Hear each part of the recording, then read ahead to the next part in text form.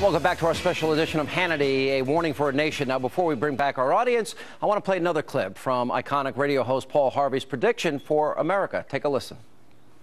If I were the devil, I'd soon have families at war with themselves, churches at war with themselves, and nations at war with themselves, until each in its turn was consumed. And with promises of higher ratings, I'd have mesmerizing media fanning the flames. If I were the devil, I would encourage schools to refine young intellects, but neglect to discipline emotions. Just let those run wild. Until before you knew it, you'd have to have drug-sniffing dogs and metal detectors at every schoolhouse door. Within a decade, I'd have prisons overflowing. I'd have judges promoting pornography. Soon I could evict God from the courthouse, then from the schoolhouse, and then from the houses of Congress. And in his own churches, I would substitute psychology for religion and deify science. I would lure priests and pastors into misusing boys and girls and church money. If I were the devil, I'd make the symbol of Easter an egg and the symbol of Christmas a bottle. All right, before we bring back our studio audience, he's talking about divisiveness and families at war with themselves and churches and nations at war with themselves. Let's just take a little listen to our, well, contemporary political debate. They really are kidnapping the U.S. government. It's only about 30 people on the wacko right. Why doesn't he just go at these people? The Republican health care plan is this: die quickly. That's right. The Republicans want you to die quickly if you get sick. We are for cutting spending. We're for reforming our tax code. We're for reforming our entitlements. What we're not for is negotiating with people who have a bomb strapped to their chest. Damn right Dick Cheney's heart's a political football. We ought to rip it out and kick it around and stuff it back in him. Do you know what they're talking about? Like this right-wing slut, what's her name, Laura Ingraham? Yeah, she's a talk slut. Noah, you work in the media? Are we divided? You watch every show? You follow what's going on? Are we really divided politically now?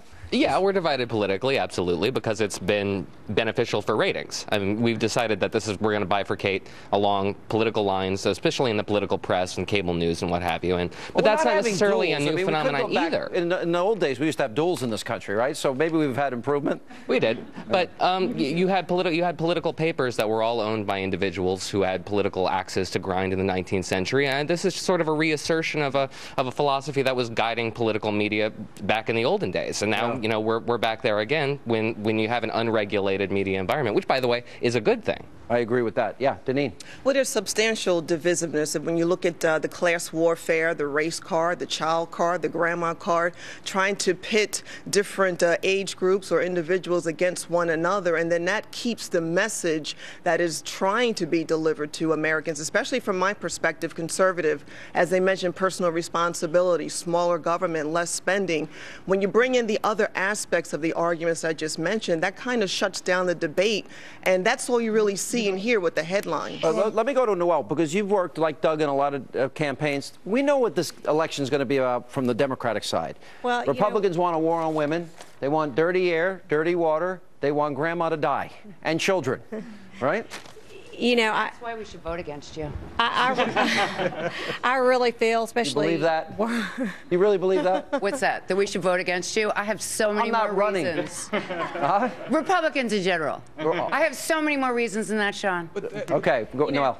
Let me tell you something. As someone that actually works in campaigns and raises money for actual races going on, I've got to let you know that I feel like our country has been more divided ever since, and I know I'm going to be criticized for this, but ever since Obama has gotten in office, I think that we have had more division with races, more division with income, more division among women, gender. I mean, you name it, we are divided. And I think Obama, instead of being the first black president that brought us together, has actually divided us. Joe, I mean, as another campaign hack, I guess, would be sort of what you call us. Noel's not a hack. If you want to describe yourself that way, feel free. We fight in the trenches, is where we are. We're always in the trenches. We're on the ground with clients, talking to voters all the time. And this division existed a long time ago. Even when Bush was in office, the cards were flipped, and we were fighting over things there. And we've fought over this for years. Barry Goldwater years, Nixon years. It goes back. This is politics. The problem is that it's no longer honorable to consider America above partisan politics. Listen, I think a certain amount of it, I may be defending my craft. I kind of like passionate debate, but it's gotten personal. And it's also full of lies, propaganda, and misinformation. And it's profitable. It's profitable. I ran a campaign. I was a candidate against a very unpopular, at the time, Democrat, but very powerful Democrat. And all of my consultants were advising me to attack. And I did on the issues, but I had to keep this, as I felt in my heart, I had to keep this civil, because I believe that civil discourse is more important than political advancement at any cost. But you're the exception to the rule. The president even said Republicans want dirty air and dirty water. That's what their plan is. Yeah. Yes, Miss Liberal. The problem with that, proud of it, Sean. The problem with that is that, I don't know if you won or not, but you don't win, and that works for both sides. Unfortunately, a real quick attack message is what works. It's what resonates. To try to go into a long explanation is a lot more difficult for people to get in a real quick ad. So when you try to go on the high road, a lot of times you lose. Let me bring Todd Starnes in here. Todd, Paul Harvey talked about drug-sniffing dogs and metal detectors in every schoolhouse. Guess what we have in a lot of inner-city schools today? Drug-sniffing dogs, metal detectors before they get in school. The one thing we don't have in public schools is God. We have seen over the past 20, 30 years a concerted effort to remove the Judeo-Christian values out of the public arena, and it has accelerated over the past 5 years. I wish someone in the Obama administration could explain to the nation why our military personnel are being taught that evangelical Christians and Roman Catholics are examples of religious extremists. I wonder if they could explain. According to whom? According to official documents, training documents that I have in my office. If you'd like to see them, I'd be more than happy to share them. Written by whom? Written by our government. Our government. Why are they doing that, Sean? Why is this administration? Why did this? Yeah. Well. For example, Syria, we're hold on just a moment. By the way, you're surrounded. You sort of got stereo liberalism right there in the back. Go ahead. But here's the question. Well, another item here, folks.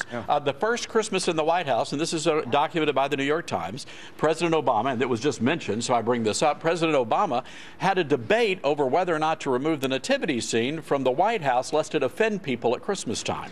I don't think government's responsible. I don't think government should be responsible for religion in this country. I think that we should keep that amongst our families. A lot of the things that we see about millennials. What is your fear, Erica? Is your fear a theocracy? Because up until the 60 and 61 decisions by the Supreme Court, prayer was happening regularly. Bible study was happening regularly. The Lord's Prayer was said regularly in public schools. We never built a theocracy in all those years. We survived. I disagree with those court decisions, and I actually believe in choice in education. What is your fear if you mention God in school? I'm not afraid of a theocracy at all. I'm afraid that my personal faith is between me and God, and that I would like to keep it that way. I don't feel that an institution, that the government, should be interfering in my relationship with God, and that's just point blank. Don't we indoctrinate kids about values about the environment and Earth, and that we're destroying the planet? Correctness theocracy, and the thing that liberals don't want to accept is that the real truth actually works. The psychology here is astounding. If you think about, by the way, this is Dr. Gina Lauer. we went from a culture where I can do all things through Christ who strengthens me, and the fact of the matter is that when you are someone who's suicidal, for example, and you're a mental health professional, the first thing you tell them to do, what? Go help somebody else. We've lost that. Instead of I can do all things through Christ who strengthens me, Sean, now it's I should get a trophy for doing absolutely nothing. You participated. You showed up. You deserve a trophy. First place. Yes, exactly. We got to take a break. We'll come back and we'll have a lot more. Paul Harvey's warning for Nation Plus, a discussion about how the Tea Party can help turn the country around, as our studio audience edition of Hannity with Kirsten Powers, special guest, continues.